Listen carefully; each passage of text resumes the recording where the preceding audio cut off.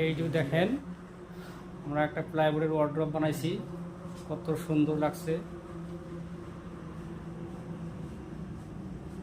এটা দৈর্ঘ্য আছে এল সহ 18 ফুট, হাইট আছে 9 ফুট।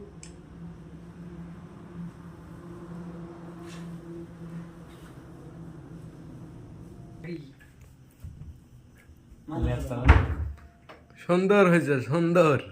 সব দেখেন, সুন্দর হবে না মানে।